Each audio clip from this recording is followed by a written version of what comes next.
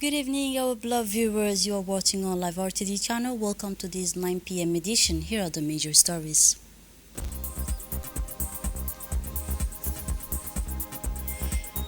IGAD, under the leadership of His Excellency Ismail Merkili, is working to resolve the South Sudanese issues. Sports passion and cohesion in PK12, Nasib City, and Ali Sabih. For the international scenes, Israeli blockade risk reunite the hunger crisis in Gaza Strip. Those were the headlines. Thanks for joining us in our newsroom. The President of the Republic, current chairman of IGAD, His Excellency the President of the Republic,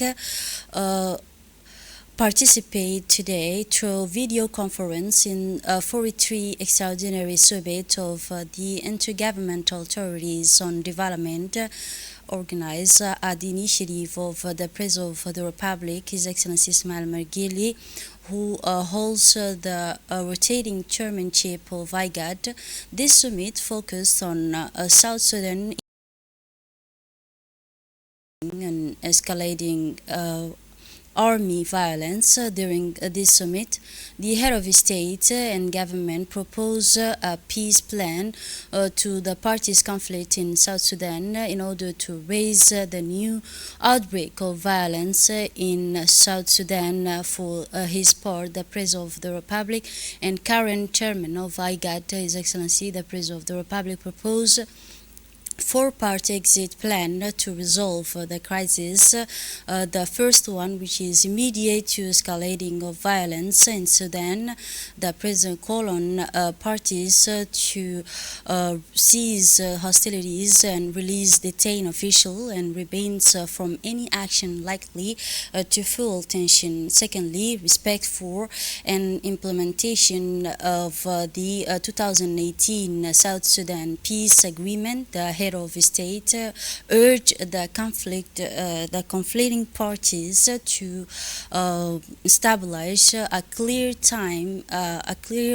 timetable for the unification and displacement of the necessary unified forces for a permanent constitutional and the preparation of the escalation.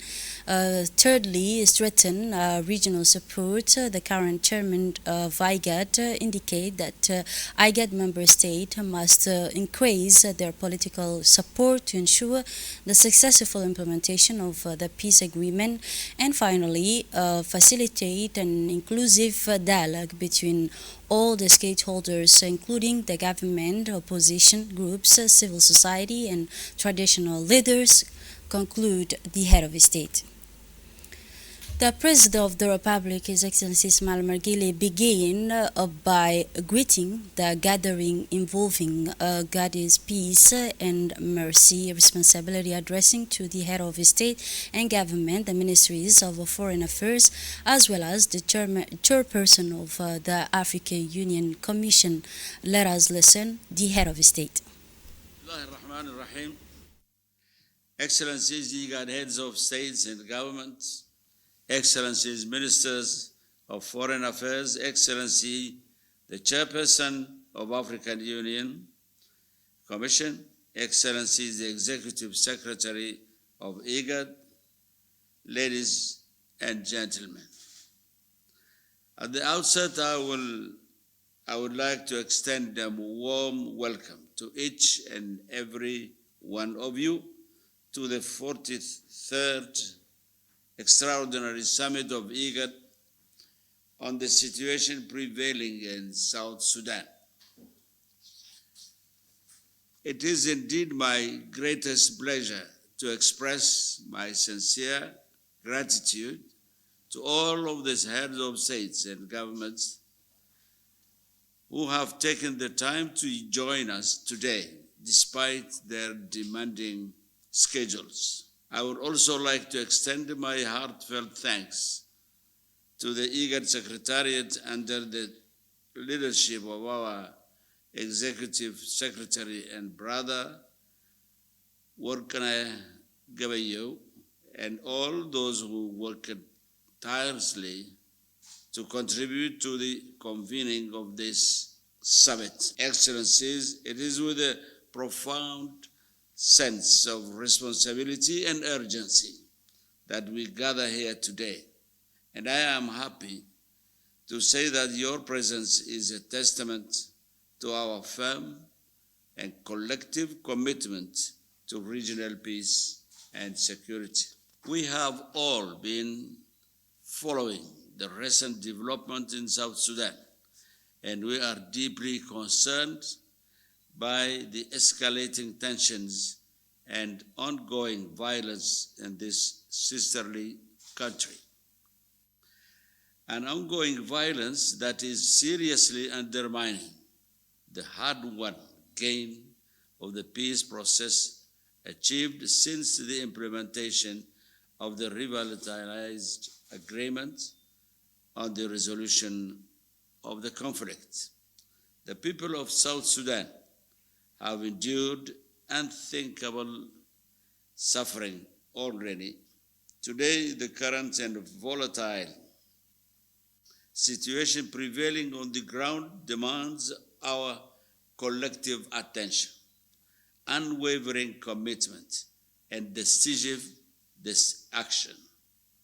It is therefore my hope that over the course of this summit, we will engage in robust and fruitful discussions that will help us achieve an immediate de-escalation and avoid that our sisterly country slip toward a renewed conflict and political upheaval.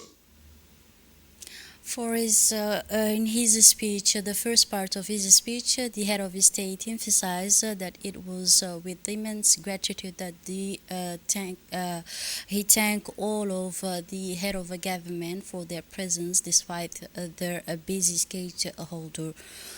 Let us listen once again to the head of state.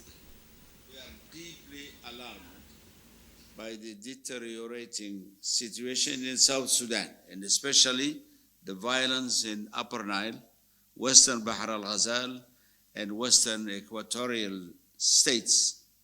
It is well known that the path to peace and stability requires compromise, inclusivity, and a genuine commitment to dialogue.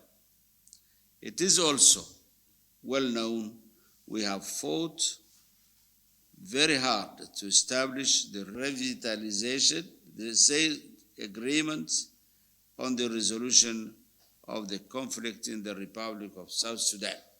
Since its inception in 2018, this agreement has served as a cornerstone of hope, not only for South Sudan, but for the entire region. We believe that this agreement was and remains the instrument that will bring peace and stability in South Sudan.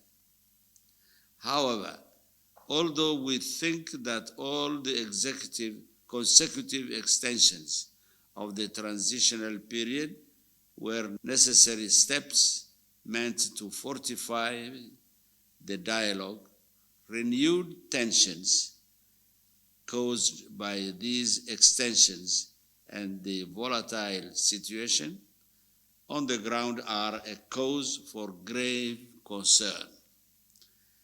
Indeed, the resurgence of violence in locations such as Nasir in Upper Nile State and Eastern Equatorial has severely impacted peace efforts. We mourn the loss of lives in this recent spate of violence and send our heartfelt condolences to the families and to the nation as a whole. We are equally concerned about the underlying political tensions exemplified by the recent arrest of senior reconstituted transitional government of national unity officials. It is imperative that we engage in concerted dialogue to quickly resolve these issues and restore faith in the peace process. These developments are a stark reminder that the peace process remains fragile and that any misstep could have a catastrophic consequences.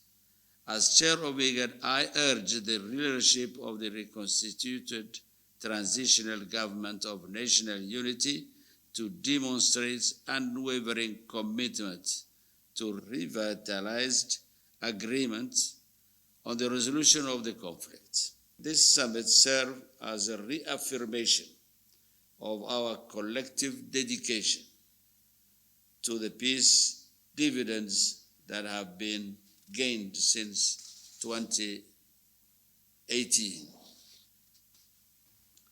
The efforts by His Excellency President William Ruto at reinforcing the journey for peace and stability in South Sudan through the Tumeili initiatives are commendable.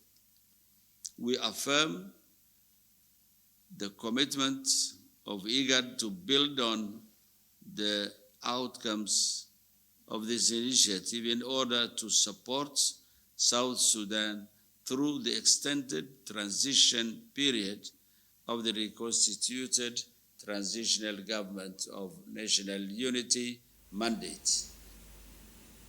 In the second part of his speech, the President of the Republic emphasized that this meeting was taken in a peace of atmosphere of responsibility and urgency.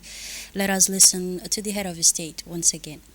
Ladies and gentlemen, the people of South Sudan have placed their hopes in this peace agreement, and it is our collective duty to ensure that their aspirations of peace and stability become a reality.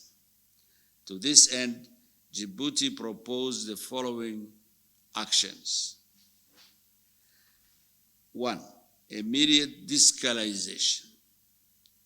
We call on all parties to cease hostilities, release detained officials, and refrain from any actions that could further inflame tensions. 2. Accelerated implementation of the peace agreement. A clear timeline must be established for the unification and deployment of the necessary unified forces, the drafting of a permanent constitution, and the preparation for credible elections. IGAD should appoint a high-level monitoring team to oversee this process. 3. Enhanced regional support. IGAD member states must increase their political, technical, and logistical support to ensure the successful implementation of the peace agreement. 4. Inclusive dialogue.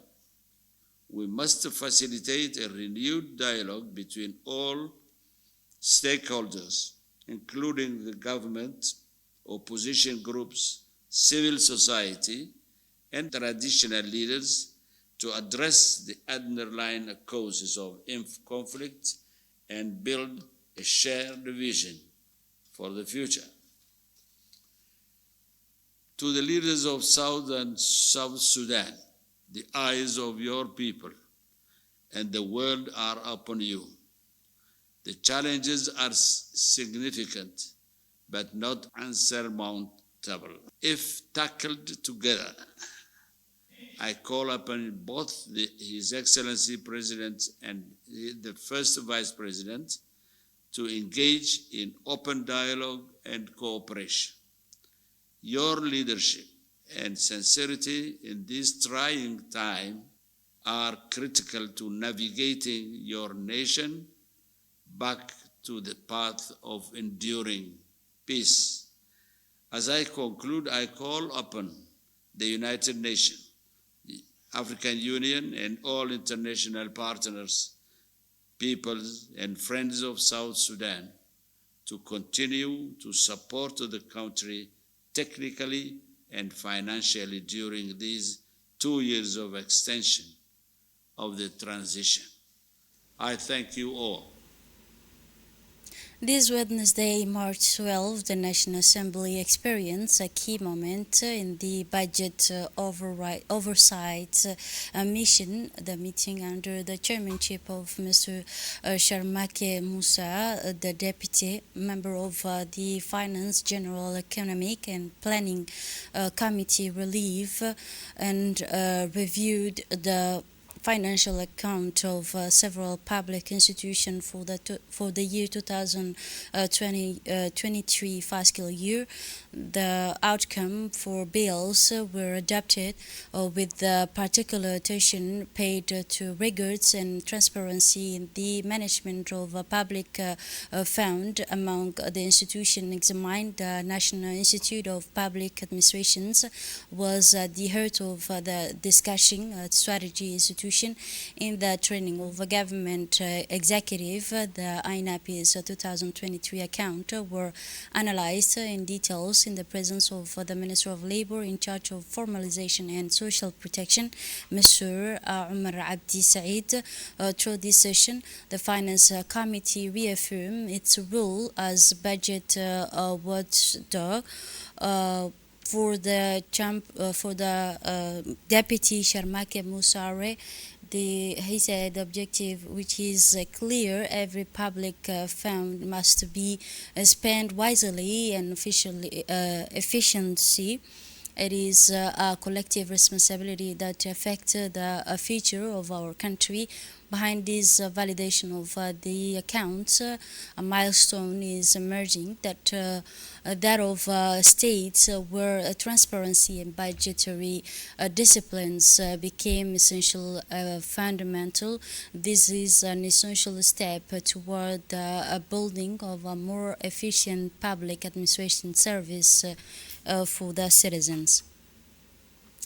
Still with the National Assembly's Finance, General Economic and Planning Committee continue its budget review, this time examining the financial account of the Urban Rehabilitation and Social Housing Agency, ARILOS, for 2023 fiscal year.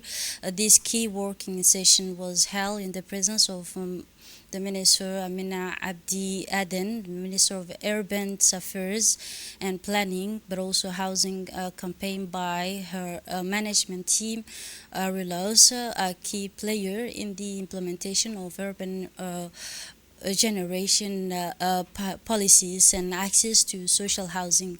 It's central to the government's ambition for a more inclusive and better structured city, while the agency benefits from a substantial budget to meet the challenges of the urbanization.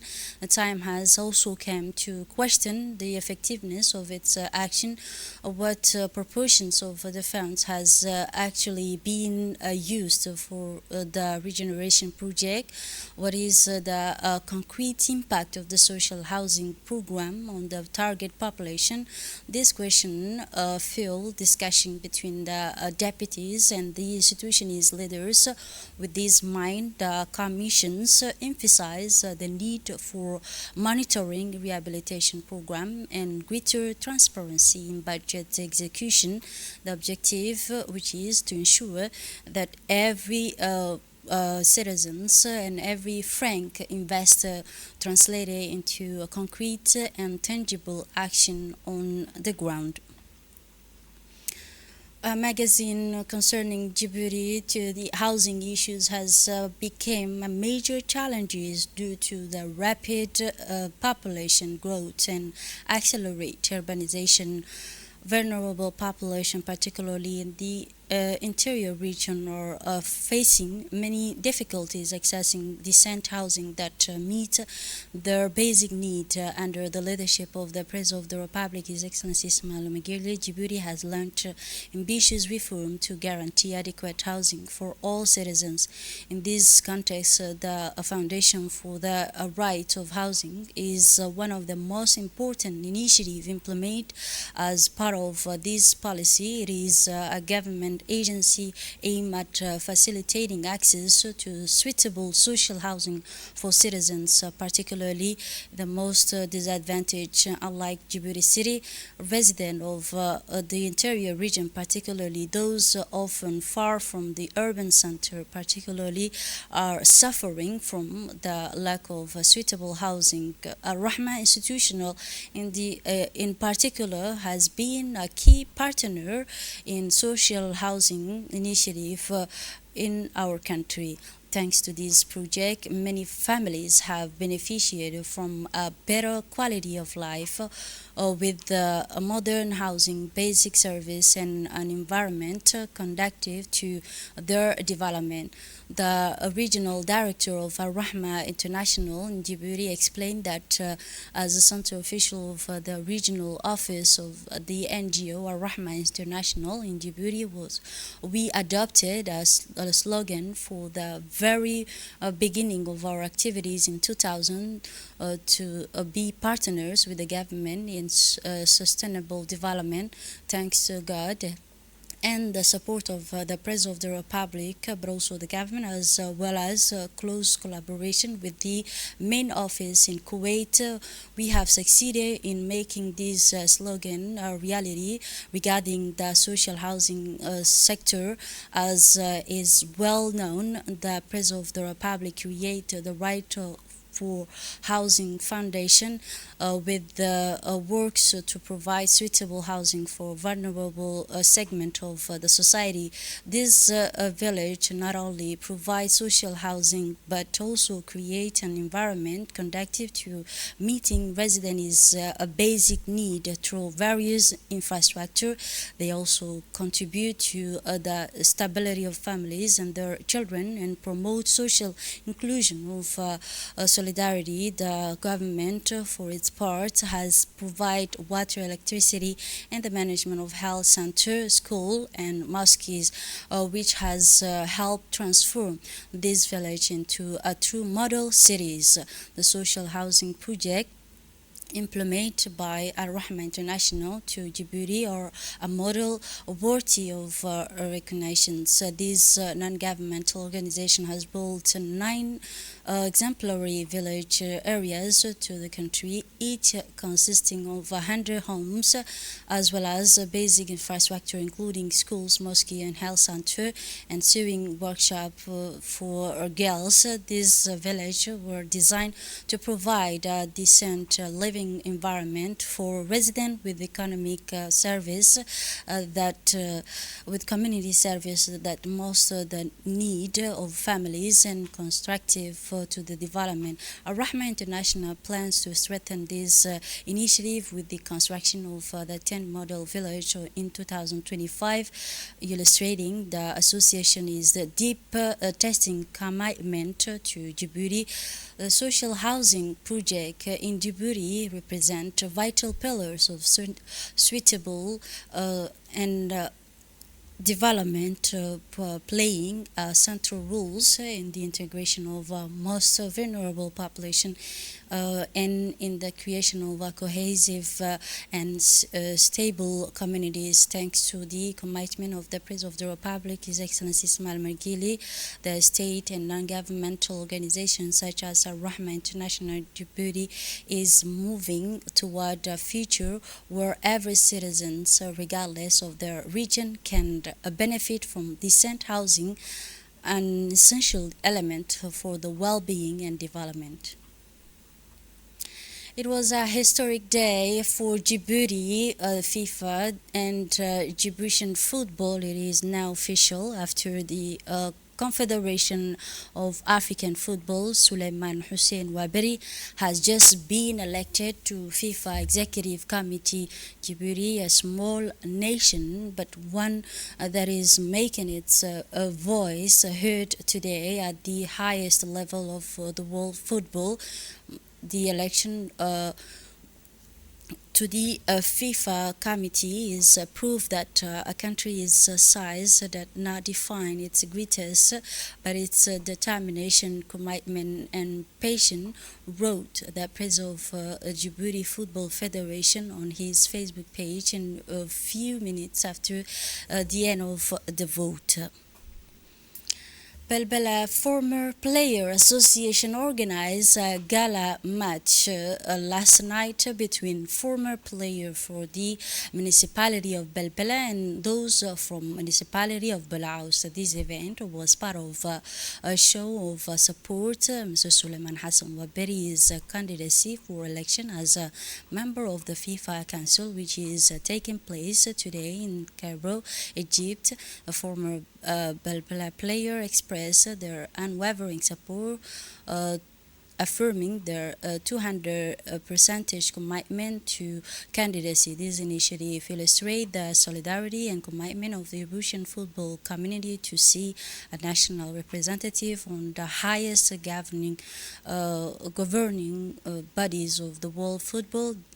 Belbela Former Player Association is committed to promoting football and developing young people through sporting, social, economic, and innovative initiative. Suleiman Hassan Waberi candidacy demonstrate the determination and commitment of Djibouti and more especially the Djiboutian Football Federation to play an active role on the national, regional, and continental and international stage. This ambitious aims to raise a profile of Djibouti and strengthen the position of Djibouti football in the sphere of world sport. The presence of the numerous local and regional football players reinforce the impact of this meeting, demonstrating the network of solidarity surrounding Mr. Waberi's candidacy. This collective support demonstrates the player on international stage. The president of the Belbela Former Player Association intend to continue its effort to promote football development and youth training by increasing initiative aimed at strengthening the sporting and managerial skills of future Djiboutian football leaders. 2025 Ramadan tournament organized by the State Secretariat for Sport in partnership with CAC Bank continues to in Peka 12 and Cité Nasib neighborhood, a true moment of sporting unity. This competition draws cheering crowds every evening who comes to cheer on their local team in an electric in a good atmosphere, since its launch of the tournament has consistently attracted the young enthusiasts and families who came to enjoy the spectacles, but also the talent of local players watching to support this initiative. The delegation from the State Secretariat of Sport, led by Deputy Director General Mr. Ahmed Ali, visit the game and attend to the match and interact with the organizer. The local official also respond praising the organization and the positive impact of this tournament, which provide young talent with platform for expressions and visibility. As the tournament continues to throughout the holy month of Ramadan, expectation remain high for the upcoming match, with the promise even more spectacles and exciting moment beyond the competition. On the evening of Sunday, March 9, the launch of Ramadan tournament took place, and at the larger path of the launch of Ramadan tournament in initiative sponsored by the Secretary of State for Sport. The launch was attended by several prominent figures from the region of Ali Sabih, including the Prefect of Ali Sabih, Abdul Malik Mohammed Benoita, who delivered an opening speech emphasizing the importance of this event for promoting sports and social cohesion during the holy month of Ramadan. Also present at this event, the President of the Regional Council, Mr. Sharmaki Hassan Alali, who expressed his full support for the initiative, which is part of the sport policies aimed at encouraging the practice of sport. The Regional Deputy Director of Sport, Mr. Ahmed Musa, also spoke, recalling the key roles this competition play in development of a sport, which reflect the continued commitment of the State Secretariat for Sport to promote sport and showcase regional talent. Local team compete through the month of Ramadan in a festive atmosphere that respect the values of fasting. The world news now. The Commissioner General warned that Israel blockade of Gaza could lead to a return of the hunger and crisis in the besieged territory, calling to continue delivery of aid essential. I think the farther we are go with the aid blockade, the more we will see the impact of the population increase, and obviously the risk is that we will return to the situation we experienced months ago, namely the worsening of the hunger crisis in the Gaza Strip. Mr. Philip Lazzarini said during a press briefing in Geneva regarding Israeli's intention to block aid. He said, whatever the intention, this is clearly a militarization of humanitarian aid in Gaza. He also stated that Israel's recent interruption of the territory's electricity supply will significantly reduce the availability of drinking water, given that the desalination plant which use this electricity produce drinking water for 6,000 people. He also discussed the situation in the West Bank, noting that several refugees camps have been nearly empty, leading to the displacement of some 40,000 Palestinian refugees. This is it for this edition. Thanks for watching. Have a wonderful evening.